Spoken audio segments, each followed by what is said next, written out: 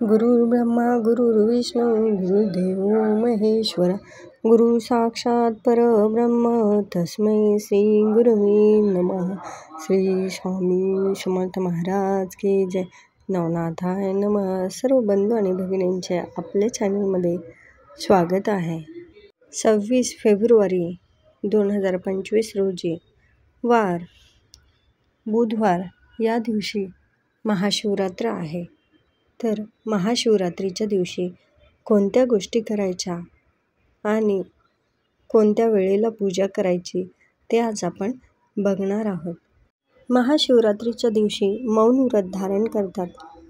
हे मौन व्रत महाशिवरात्रीच्या आदल्या रात्री 12 वाजल्यापासून ते शिवरात्रीच्या निश्चित कालापर्यंत म्हणजे शिवपूजनाच्या कालापर्यंत करायचं असतं.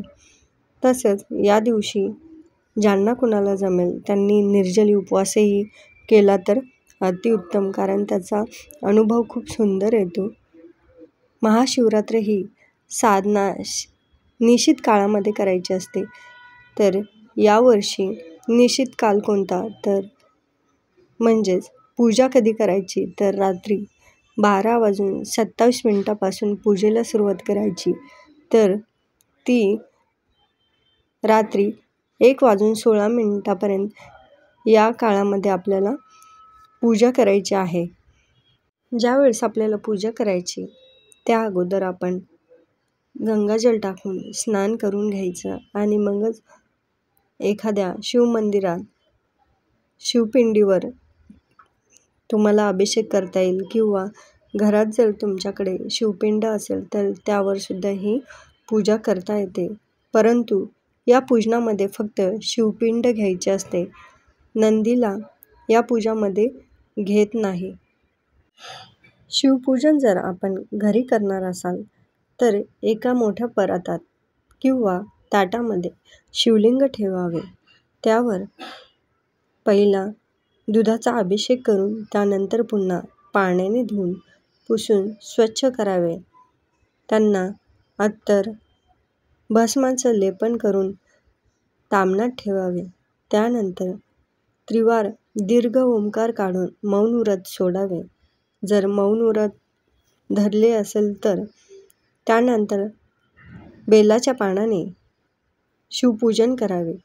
या शिवपूजनामध्ये फक्त बेलाची पाने शिवाला अर्पण करायची असतात. शिवपूजन करताना 108 वेळा मंत्र म्हणायचा आणि हातातील बेलपत्र शिवपिंडीवर अर्पण करायचे. तर तो मंत्र कोणता तर ओम नमः शिवाय, शिवाय नमः. ओम. मंत्रामधील ओंकाराचे उच्चारण दीर्घ करावे व मंत्र म्हणून हातातील बेलाचे पान शिवपिंडीवर अर्पण करावे. हे पूजन पूर्ण झाल्यानंतर कवठातील गरामध्ये गूळ मिसळून त्याचा शिवाला नैवेद्य दाखवावा. त्यानंतर तो नैवेद्य आपण भक्षण करून उपवास सोडवावा व त्यानंतर काही फराळाचे करायचे असेल तर करावे.